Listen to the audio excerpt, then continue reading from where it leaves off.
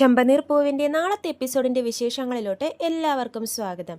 അപ്പോൾ ചന്ദ്ര മുറിയിൽ പോയിട്ട് രേവതിയുടെ ആഭരണങ്ങളൊക്കെ എടുക്കുക പേരിൽ ആ കവറിങ് ആഭരണങ്ങൾ മേടിച്ചില്ലേ, അതൊക്കെ ബോക്സിലാക്കിയിട്ട് കൊണ്ടുവന്ന് രേവതിക്ക് കൊടുക്കുവാണ്. ചന്ദ്രക്ക് ഭയങ്കര ടെൻഷൻ. രേവതിക്ക് എങ്ങാനും ഇനി അത് നോക്കിക്കഴിഞ്ഞാൽ തൻ്റെ സ്വർണ്ണമല്ല ഇത് കവറിങ് ആണെന്ന് തിരിച്ചറിയുമോ എന്നുള്ളൊരു പേടി ചന്ദ്രക്കും ശ്രുതിക്കും നല്ലോണം ഉണ്ട്.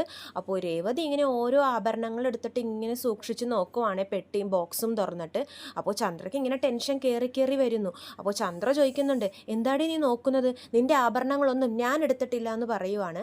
അപ്പോൾ രേവതി പറയുന്നുണ്ട്, അതെനിക്ക് മനസ്സിലായി. അപ്പോഴേക്കും വർഷ വരുവാണ്. വർഷ വന്നിട്ട് രേവതിയോട് പറയുന്നുണ്ട്, രേവതി ചേച്ചി സന്തോഷമായില്ലേ? ഇനി പണ്ടത്തെ പോലെ രേവതി ചേച്ചി ഈ ആഭരണങ്ങളൊക്കെ ഇട്ട് നല്ല സുന്ദരി കുട്ടിയായിട്ട് നിന്നേന്നൊക്കെ വർഷ പറയുവാണേ. അപ്പോൾ രേവതി അതിനെ ചിരിച്ചുകൊണ്ടാണ് മറുപടി പറയുന്നത്. എന്നിട്ട് സച്ചിനോട് പറയുന്നുണ്ട്, സച്ചിയേട്ടാ വാ നമുക്ക് പോകാം എന്ന് പറയുമ്പോഴേക്കും ചന്ദ്രൻ ഞെട്ടുവേ. ചന്ദ്ര ചോദിക്കുന്നുണ്ട്, നിങ്ങളിത് എങ്ങോട്ട് പോകുന്നു എന്ന് പറയുവാണ്. അപ്പോഴേക്ക് രവീന്ദ്രൻ പറയും, അവരെങ്ങോട്ടെങ്കിലും പോട്ടെ ചന്ദ്രേ, നിനക്കെന്താന്ന് ചോദിക്കുവാണ്. അപ്പോൾ ചന്ദ്രക്ക് ടെൻഷൻ വേറൊന്നുമല്ല, ആഭരണങ്ങൾ കയ്യിലുണ്ടല്ലോ, ഇവർ ഈ ആഭരണങ്ങളും കൊണ്ട് എങ്ങോട്ട് പോകുന്നു എന്ന് ഓർത്തിട്ടാണ് ചന്ദ്രക്ക് ടെൻഷൻ. അപ്പോൾ ചന്ദ്ര പറയുവാണ്, അല്ല ഇവിടെ പണികളൊക്കെ ഉണ്ട്, ഒരുപാട് ഭക്ഷണം ഉണ്ടാക്കണ്ടേ, ഞങ്ങൾക്ക് വിശക്കുന്നു എന്നൊക്കെ പറയുമ്പോഴേക്കും രവീന്ദ്രൻ പറയുന്നുണ്ട്, നിന്റെ കൈക്കൊരു കുഴപ്പമില്ലല്ലോ ചന്ദ്രേ, നീ പോയി ഉണ്ടാക്കുക എന്ന് പറയുവാണ്. നിങ്ങൾ പോയിട്ട് വാ മക്കളെ എന്ന് പറഞ്ഞിട്ട് രേവതിയും സച്ചിയും പുറത്തോട്ട് വിടുവാണേ. അങ്ങനെ അവർ രണ്ടുപേരും കൂടി പുറത്തോട്ട് പോവാണ്. ചന്ദ്രയാണെങ്കിൽ ഇങ്ങനെ ടെൻഷൻ കയറിയിട്ട് രവീന്ദ്രനോട് പറയുന്നുണ്ട്, അവൾ ഈ സ്വർണം കൊണ്ട് എങ്ങോട്ട് പോവാ? ഇനി വീട്ടിൽ കൊണ്ടുപോയി അമ്മക്ക് കൊടുക്കാനാണോ എന്ന് ചോദിക്കുന്നുണ്ട്. അപ്പോഴേക്ക് രവീന്ദ്രൻ പറയും, നീ ഒന്ന് വെറുതെ ഇരി ചന്ദ്രേ, അവൾ അതിനൊന്നും ആയിരിക്കില്ല മേടിച്ചത്. ചിലപ്പോൾ അമ്മയുടെ ബർത്ത്ഡേ ഒക്കെ വരുമല്ലേ, അന്ന് ഇതൊക്കെ ഇട്ട് നിൽക്കാൻ വേണ്ടിയിട്ടായിരിക്കും. ഏതായാലും എൻ്റെ അമ്മ വന്നു കഴിഞ്ഞാൽ ഈ സ്വർണം എന്തായാലും നിൻ്റെ കയ്യിൽ നിന്ന് മേടിച്ച് കൊടുക്കുക തന്നെ ചെയ്യും, നിന്നെ ചീത്തയും പറയും. ഇപ്പം ഇതിങ്ങനെ കഴിഞ്ഞില്ലേ, അങ്ങനെ ഓർത്ത് നീ സമാധാനിക്കുക എന്ന് പറഞ്ഞിട്ട് രവീന്ദ്രൻ പോവുകയാണേ. പക്ഷെ ചന്ദ്രയുടെയും സൂര്യയുടെയും ടെൻഷൻ മാറുന്നില്ല. അവർക്ക് ഭയങ്കര പേടി, ഇവർ ഈ സ്വർണം കൊണ്ട് ഇത് എങ്ങോട്ടാ പോകുന്നേ. സച്ചിയും രേവതിയും കൂടി പോകുന്നത് വേറെ എങ്ങോട്ടും അല്ല കേട്ടോ, അച്ചമ്മയ്ക്ക് സ്വർണം മേടിക്കാൻ വേണ്ടി അവരൊരു ജ്വല്ലറി ഷോപ്പിലോട്ടാണ് പോകുന്നത്. രേവതിക്ക് ഒരു പരിചയമുള്ള കടയുണ്ടെന്ന് പറഞ്ഞില്ലേ, കുറച്ച് ഡിസ്കൗണ്ടൊക്കെ ചെയ്ത് തരും എന്ന് പറഞ്ഞത്, അങ്ങോട്ടേക്കാണ് സച്ചിയും രേവതിയും കൂടി പോകുന്നത്.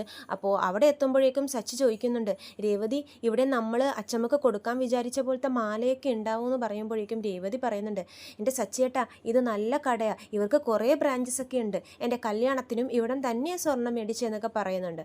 അപ്പോൾ സച്ചി പറയും, എന്തൊരു കഷ്ടമാണെന്ന് നോക്കിയേ, ഇപ്പോൾ നമ്മൾ ആ സ്വർണം പണയം വെക്കാൻ വേണ്ടി ഇങ്ങോട്ടേക്ക് വീണ്ടും വന്നിരിക്കുന്നു എന്ന് പറയുമ്പോൾ രേവതി പറയും, എൻ്റെ സച്ചിയേട്ടാ അത് വീട്, വാ നമുക്ക് പോയി മാലയൊക്കെ നോക്കാമെന്ന് പറഞ്ഞിട്ട് ജ്വല്ലറിയുടെ അകത്തോട്ട് കയറുവാണേ. അപ്പോഴേക്കും അവിടുത്തെ സെയിൽസ്മാൻമാരൊക്കെ വളരെ ഗംഭീരമായിട്ട് തന്നെ രേവതിയും സച്ചിയൊക്കെ അകത്തോട്ട് സ്വാഗതമൊക്കെ ചെയ്യുന്നുണ്ട്. എന്താ മാഡം നോക്കുന്നതെന്ന് സെയിൽസ്മാൻ ചോദിക്കുമ്പോഴേക്കും രേവതി പറയുന്നുണ്ട്, ഓണർ ഇല്ലേ ഈ കടയുടെ എന്ന് ചോദിക്കുമ്പോഴേക്കും അവർ ചോദിക്കും, ഓണറിനറിയോ? എനിക്കറിയാം, ഞങ്ങൾ അവരുടെ മാർക്കറ്റിൻ്റെ അവിടെയുള്ള ഒരു ജ്വല്ലറി ഷോപ്പില്ലേ, അവിടെ നിന്ന് സ്ഥിരമായിട്ട് സ്വർണം മേടിക്കാറുള്ളവരാ.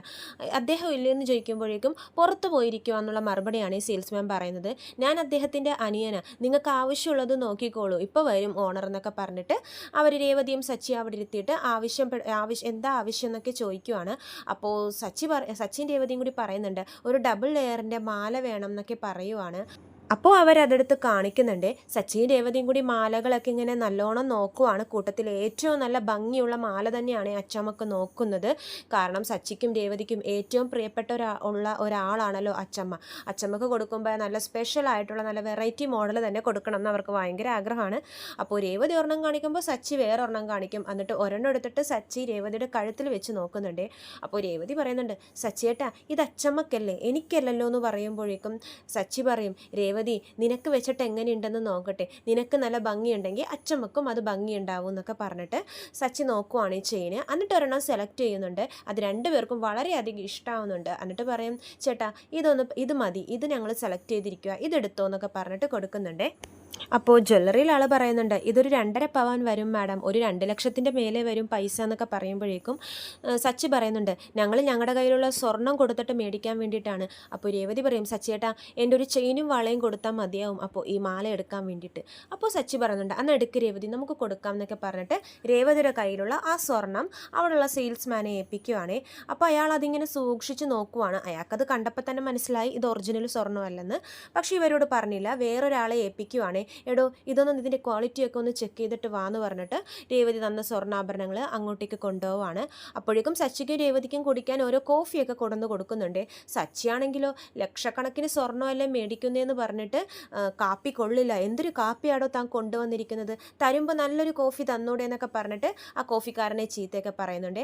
അപ്പോൾ ജ്വല്ലറിയിലെ ആളും പറയുന്നുണ്ട്, എടോ പോയി നല്ലൊരു കോഫി എടുത്തോണ്ട് വാ അവർക്ക്.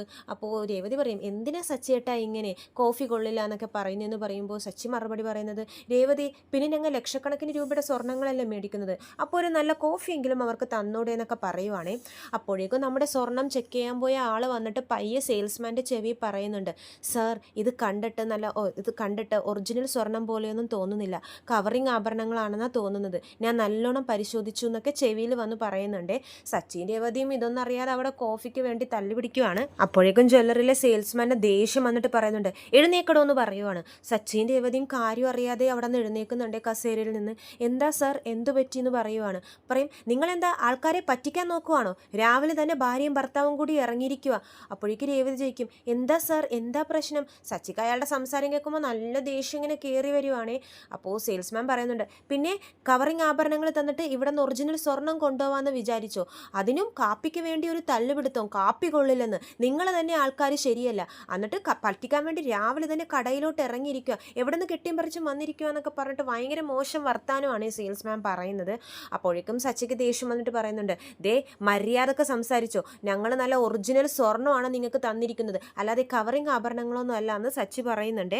സെയിൽസ്മാൻ ആണെങ്കിലോ അതിൻ്റെ അപ്പുറം ചൂടാവുന്നുണ്ട്, പിന്നെ കവറിങ് ആഭരണങ്ങൾ തന്നിട്ട് ഞങ്ങളെ പറ്റിക്കാൻ നോക്കുന്നു. അപ്പോൾ സച്ചി പറയുന്നുണ്ട്, ഞങ്ങൾ പറ്റിക്കുന്നതല്ല, നിങ്ങളാണ് ഞങ്ങളെ പറ്റിക്കുന്നത്, ഞങ്ങളുടെ സ്വർണ്ണങ്ങൾ അവിടെ കൊണ്ടേ മാറ്റിയിട്ട് നിങ്ങളായിരിക്കും കവറിങ് ആഭരണങ്ങൾ വെച്ചിരിക്കുന്നതെന്നൊക്കെ പറയുമ്പോഴേക്കും സെയിൽസ്മാൻ പറയുന്നുണ്ട്, ദേ ആവശ്യമില്ലാത്ത വർത്തമാനം പറയരുത്, നിങ്ങൾ കൊണ്ടുവന്നത് കവറിങ്ങാണ്, ഇവിടെ CCTV ക്യാമറകളൊക്കെ ഉണ്ട്, നിങ്ങൾക്ക് വേണമെങ്കിൽ ചെക്ക് ചെയ്യാം, ഞങ്ങളായിട്ട് മാറ്റിയിട്ടൊന്നുമില്ല, നിങ്ങൾ കൊണ്ടുവന്നത് കവറിങ് തന്നെയാണ് അവർ പറയുവാണ്. അപ്പോൾ രേവതി പറയുന്നുണ്ട്, ചേട്ടാ ചൂടാവല്ലേ ചേട്ടാ, ദേ ഈ കമ്മൽ കണ്ടോ, ഈ കമ്മലും കൂടി ഞങ്ങൾ നിങ്ങളുടെ ഷോപ്പിൽ നിന്നാണ് മേടിച്ചെന്ന് പറയുമ്പോഴേക്കും അവർ പറയും, ഓ പിന്നെ കമ്മൽ ഈ കടയിൽ നിന്ന് മേടിച്ചു, ഓണറില്ലാന്ന് അറിഞ്ഞിട്ട് ഭാര്യയും ഭർത്താവും കൂടി തക്കം നോക്കി പാത്ത് വന്നിരിക്കുക പറ്റിക്കാൻ വേണ്ടിയിട്ട്, എത്ര കടയിൽ നിങ്ങളിങ്ങനെ കയറി ഇറങ്ങി ആൾക്കാരെ പറ്റിച്ചിട്ടുണ്ടെന്നൊക്കെ ചോദിക്കുവാണെങ്കിൽ ഭയങ്കര മോശം വർത്താനമാണ് പറയുന്നത്. ഷോപ്പിലുള്ള എല്ലാവരും സച്ചിയും രേവതി ഇങ്ങനെ നോക്കുവാണ്, ജ്വല്ലറിയിലുള്ളവരൊക്കെ. സച്ചിക്ക് ദേഷ്യം വന്നിട്ട് അയാളുടെ ഷോൾഡറിലൊക്കെ കയറി പിടിക്കുവാണേ. അപ്പോഴേക്കും അവർക്കും ദേഷ്യം വരുന്നുണ്ട്, നിങ്ങൾ എന്ത് ജോലിയായി കാണിക്കുന്നത്, കവറിങ് കൊണ്ടുവന്ന് പറ്റിക്കാൻ നോക്കിയിട്ട് എൻ്റെ ദേഹത്ത് കയറി പിടിക്കുന്നു എന്ന് ചോദിക്കുമ്പോഴേക്കും സച്ചി പറയും, ഞങ്ങൾ കവറിങ് ഒന്നല്ല, നിങ്ങൾ തന്നെയാണ് മാറ്റിയെന്ന് പറഞ്ഞിട്ട് അവിടെ ഒരു വലിയ പ്രശ്നം നടക്കുവാണേ. അപ്പോൾ സെയിൽസ്മാൻ പറയുന്നുണ്ട്, ഞാൻ പറഞ്ഞില്ലേ ഇവിടെ ചുറ്റിനും CCTV ക്യാമറകളുണ്ട്, നിങ്ങൾക്ക് വേണമെങ്കിൽ അതിൽ ചെക്ക് ചെയ്യാം, എടോ പോയി പോലീസിനെ വിളിക്കടോ, ഇവരെ കൈയോടെ പോലീസിൽ ഏൽപ്പിക്കാം എന്നൊക്കെ പറയുവാണേ.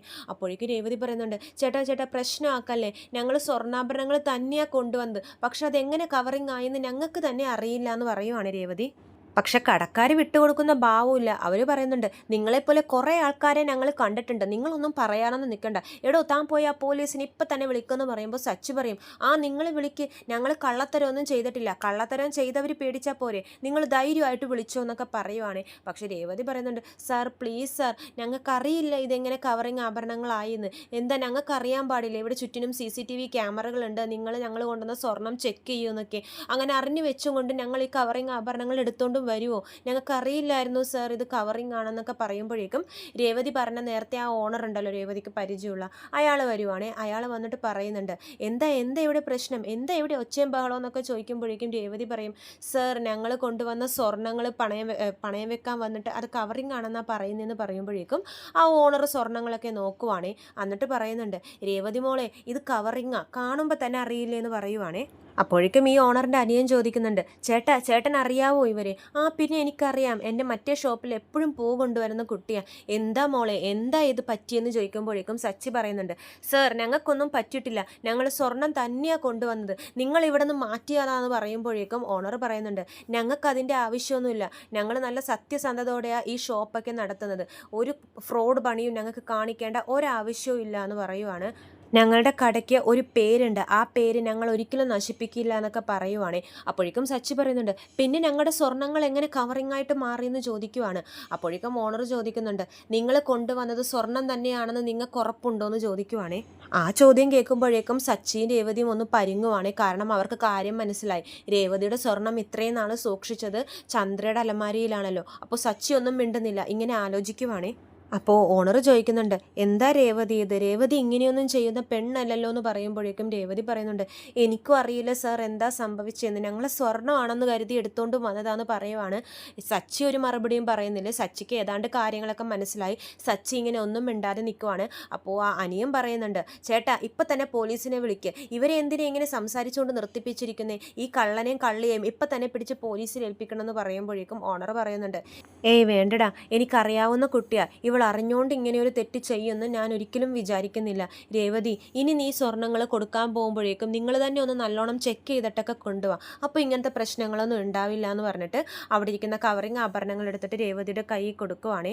അപ്പോഴേക്കും അവർ ശരിയെന്ന് പറഞ്ഞിട്ട് കടയിൽ നിന്ന് ഇറങ്ങാൻ പോകുമ്പോഴേക്കും ആനിയൻ സെയിൽസ്മാൻ പറയുന്നുണ്ട്, കടയിൽ കയറി വന്ന് എന്ത് ഷോ ഓഫായിരുന്നു, കാപ്പി കൊള്ളില്ല, ഈ മുക്കുബണ്ടം കൊണ്ടുവന്ന് പണയം വെക്കാൻ വന്നിട്ട് കാപ്പി കൊള്ളില്ല എന്നൊക്കെ പറയുമ്പോഴേക്കും പോക്കറ്റിലിരുന്ന കാശ് എടുത്തിട്ട്, കോഫിയുടെ കാശ് എടുത്തിട്ട് ആ സെയിൽസ്മാൻ്റെ മുഖത്തല്ല അവിടെ ടേബിളിൽ ഇങ്ങനെ വെച്ച് കൊടുക്കുവാണ്.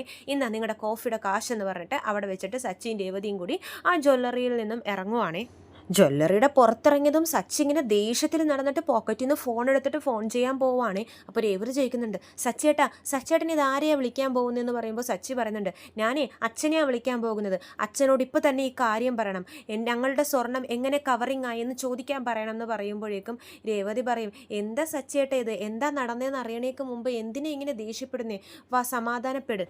എന്ത് സമാധാനപ്പെടാൻ രേവതി, നീ കണ്ടതല്ലേ അകത്ത് നമ്മളോട് എങ്ങനെയാണ് അവർ പെരുമാറിയെന്ന്, നമ്മളെന്തോ ഇവിടെ നിന്ന് മോഷ്ടിക്കാൻ വന്നവരെ പോലെയല്ലേ അവർ നമ്മളെ നോക്കിക്കണ്ടത്, വാ വെച്ചിട്ടുണ്ട്, ഇന്ന് വീട്ടിൽ പോയിട്ട് നേരിട്ട് തന്നെ ഇതൊക്കെ ചോദിക്കാം, അമ്മയെ കൊണ്ട് തന്നെ ഞാൻ സത്യങ്ങൾ പറയിപ്പിക്കും എന്ന് പറഞ്ഞിട്ട് സച്ചി കാറിൽ കയറിയിട്ട് നല്ല ദേഷ്യത്തിൽ ഇങ്ങനെ ഡ്രൈവ് ചെയ്യുവാണ് കാറ്. രേവതിക്കാണെങ്കിൽ ഈ മുഖഭാവമൊക്കെ കാണുമ്പോൾ പേടിയാവുകയാണ്.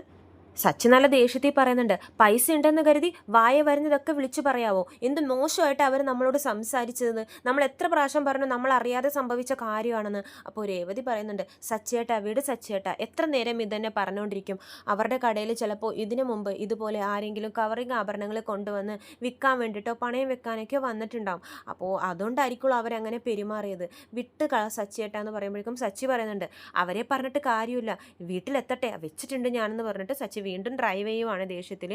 എന്നിട്ടൊരു റോഡെത്തുമ്പോഴേക്കും സച്ചി പറയും, രേവതി നീ ഇവിടെ ഇറങ്ങിക്കോ, ഇവിടെ നോട്ട് പിടിച്ച് നീ വീട്ടിൽ പൊക്കോ എന്ന് പറയുമ്പോഴേക്കും രേവതി പറയും, സച്ചിയേട്ടൻ ഇത് എങ്ങോട്ട് പോവാ എന്നെ ഇവിടെ ഇറക്കിയിട്ട്, ആ സുധി അവനവിടെ ഇപ്പം കടയിലുണ്ടാവും, അവനെ പിടിച്ച് രണ്ടിടി അടിച്ച് കഴിഞ്ഞാൽ അവൻ സത്യങ്ങളൊക്കെ പറയും, അവനാണ് ഇതിൻ്റെ പുറകിലെന്നൊക്കെ പറയുമ്പോഴേക്കും രേവതി പറയും, സച്ചേട്ടാ സുധീൻ എന്തിനാ സംശയിക്കുന്നത്, സത്യം എന്താണെന്ന് നമുക്കറിയില്ലല്ലോ, അമ്മയല്ലേ ഈ സ്വർണ്ണങ്ങളൊക്കെ സൂക്ഷിച്ചിരുന്നത്, പിന്നെ എന്തിനാ സുധിയെ പിടിച്ച് തല്ലാനൊക്കെ സച്ചിയേട്ടൻ പോകുന്നതെന്ന് പറയുമ്പോഴേക്കും സച്ചി പറയും, എൻ്റെ രേവതി നിനക്ക് അവൻ്റെ സ്വഭാവം അറിയത്തില്ല, അവൻ മഹാകള്ളനാ, എൻ്റെ അമ്മയെ പറ്റിച്ചിട്ട് അവൻ എന്തെങ്കിലും ചെയ്തിട്ടുണ്ടാവും, ഞാൻ നേരെ കടയിലോട്ടാ പോകാൻ പോകുന്നതെന്നൊക്കെ സച്ചി പറയുവാണേ.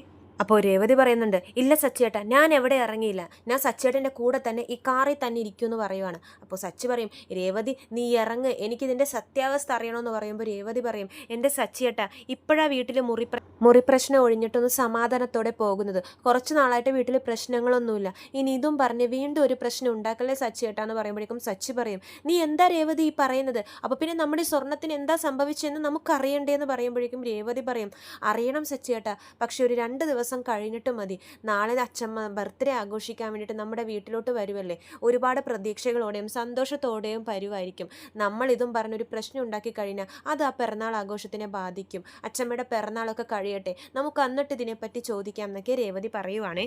അപ്പോൾ സച്ചി പറയുന്നുണ്ട്, നീ ഇങ്ങനെ ഓരോ കാര്യങ്ങൾ പറഞ്ഞിങ്ങനെ മുടക്ക് വരുത്തിക്കോ രേവതി എന്ന് പറയുമ്പോൾ രേവതി പറയും, ഇല്ല സച്ചിയേട്ടാ, അച്ഛമ്മയുടെ മനസ്സ് വേദനിക്കാൻ പാടില്ല, അത് മാത്രമല്ല അച്ഛനും അച്ഛമ്മയുടെ 80ാമത്തെ പിറന്നാൾ ഗംഭീരമായിട്ട് ആഘോഷിക്കണം എന്നൊക്കെ പറഞ്ഞിരിക്കുക, നമ്മൾ ഈ പ്രശ്നം കൊണ്ടിട്ട് കഴിഞ്ഞാൽ വെറുതെ എല്ലാവർക്കും സങ്കടങ്ങളാവും, വേണ്ട സച്ചിയേട്ടാ എന്നൊക്കെ പറയുവാണ്. അപ്പോൾ സച്ചി പറയുന്നുണ്ട്, എനിക്ക് ദേഷ്യം വരുന്നുണ്ട് രേവതി, അവനെങ്ങാനും എൻ്റെ മുമ്പിൽ വന്നു കഴിഞ്ഞാൽ എൻ്റെ കൺട്രോൾ വിട്ട് ഞാൻ അവനെ എന്തെങ്കിലും ചെയ്യും എന്നൊക്കെ പറയുമ്പോഴേക്കും രേവതി പറയും, സച്ചിയേട്ടാ പ്ലീസ് ഒരു 2 ദിവസത്തേക്ക് ഈ ദേഷ്യം ഒന്ന് അടക്കി വെക്ക്, അച്ഛമ്മ വന്നു പോയി കഴിയട്ടെ, പിറന്നാൾ ആഘോഷമൊക്കെ കഴിയട്ടെ, നമുക്ക് ചോദിക്കാം, വേണ്ട രീതിയിൽ തന്നെ ചോദിക്കാം, സച്ചിയേട്ടൻ എനിക്ക് സത്യമുണ്ട് ഒരു പ്രശ്നങ്ങളും ഉണ്ടാക്കില്ല, പിറന്നാൾ തീരുന്നത് വരെ പ്രശ്നങ്ങളൊന്നും ഉണ്ടാക്കില്ലെന്ന് എനിക്കിപ്പോൾ തന്നെ സത്യമിട്ട് തരണം സച്ചിയേട്ടൻ എന്ന് രേവതി പറയുവാണേ.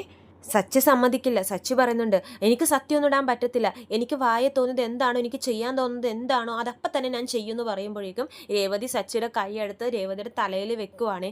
സത്യയോട് സച്ചിയേട്ടാ, ഒരു 2 ദിവസത്തേക്ക് ക്ഷമിച്ച് നിൽക്കാം, ഒരു പ്രശ്നവും ഉണ്ടാക്കില്ല ഈ സ്വർണത്തിൻ്റെ കാര്യം പറഞ്ഞിട്ടെന്ന് ഇപ്പോൾ തന്നെ സത്യയോടെന്ന് പറയുമ്പോഴേക്കും സച്ചി പറയുന്നുണ്ട്, അതാണ് നീ എടുത്ത് കൈയെടുത്ത് തലയിൽ വെച്ചില്ലേ, ഇനി ഞാൻ സത്യം ഇടുക. അപ്പോൾ പറയും, തെറ്റിക്കാൻ നിൽക്കരുത് സത്യം എന്ന് പറയുമ്പോൾ സച്ചി പറയും, നിൻ്റെ തലയിൽ വെച്ചല്ലേ ഞാൻ സത്യം ഇട്ടിരിക്കുന്നത്, ഇനി ഞാനത് തെറ്റിക്കില്ല. പക്ഷേ രേവതി 2 ദിവസത്തേക്ക് മാത്രം, 2 ദിവസം കഴിഞ്ഞ് അച്ചമ്മ നാട്ടിലോട്ട് പോകുന്ന ആ നിമിഷം തന്നെ ഇതിൻ്റെ പിന്നിലുള്ള സത്യാവസ്ഥ ഞാൻ അറിയും. ഇത് ചെയ്തത് ആരായാലും ശരി, അവരെ മുമ്പിലിട്ട് ഞാൻ ചോദ്യം ചെയ്യുക തന്നെ ചെയ്യും, എന്നെ എതിർക്കാനൊന്നും നിൽക്കരുത്, എന്നെ തടയാൻ നിൽക്കരുത് എന്നൊക്കെ പറയുമ്പോഴേക്കും രേവതി പറയും, അതൊക്കെ 2 ദിവസം കഴിഞ്ഞിട്ടുള്ള കാര്യമല്ല സച്ചിയേട്ടാ, ഇപ്പോൾ ഒന്നും ചെയ്യരുത് സച്ചിയേട്ടൻ എന്നൊക്കെ പറയുവാണേ. സച്ചി നല്ല ദേഷ്യത്തിൽ തന്നെ വീണ്ടും വണ്ടി എടുക്കുവാണേ. ഏതായാലും രേവതിക്ക് സമാധാനമായി. 2 ദിവസത്തേക്ക് ഒന്നും സച്ചിയേട്ടൻ ചോദിക്കില്ലല്ലോ. ആ വീട്ടിൽ പിറന്നാൾ ആഘോഷം നല്ല രീതിയിൽ കഴിയണമെന്ന് മാത്രമേ രേവതിക്ക് ആഗ്രഹം ഉണ്ടായിരുന്നുള്ളൂ. ഏതായാലും സച്ചി സത്യവിട്ട സ്ഥിതിക്ക് ഇനിയൊന്നും ചെയ്യില്ല എന്ന് രേവതിക്ക് നല്ല ഉറപ്പായി. പക്ഷെ സച്ചിക്ക് നല്ല ദേഷ്യം തന്നെയുണ്ട്, മുഖത്തത് കാണുന്നുണ്ട്. കാറൊക്കെ നല്ല ഇടിച്ചു പൊളിച്ചാണ് സച്ചി ഓടിക്കുന്നത്. അപ്പോൾ ഇത്രയും കാണിച്ചുകൊണ്ടാണ് നാളത്തെ എപ്പിസോഡ് അവസാനിക്കുന്നത്. ചെമ്പനീർ പൂവിൻ്റെ കൂടുതൽ വിശേഷങ്ങൾ ഞാൻ എൻ്റെ ചാനലിലൂടെ അപ്ലോഡ് ചെയ്യുന്നതാണ്. ചാനൽ സബ്സ്ക്രൈബ് ചെയ്യാത്തവർ സബ്സ്ക്രൈബ് ചെയ്യണേ. എല്ലാവർക്കും നന്ദി. നാളെ ചെമ്പനീർ പൂവിൻ്റെ പുതിയ വിശേഷങ്ങളുമായിട്ട് അടുത്ത വീഡിയോയിൽ കാണാം. ഇതുപോലെ എല്ലാവരും ഞങ്ങളുടെ വീഡിയോസിനെ സപ്പോർട്ട് ചെയ്യണം. ഇതുവരെ സപ്പോർട്ട് ചെയ്ത എല്ലാവർക്കും വീണ്ടും ഒരിക്കൽ കൂടി ഒരുപാട് നന്ദി. നാളെ മറ്റൊരു വീഡിയോയുമായി നമുക്കപ്പോൾ കാണാം. ചെമ്പനീർ പൂവിൻ്റെ കൂടുതൽ വിശേഷങ്ങൾ അറിയാം.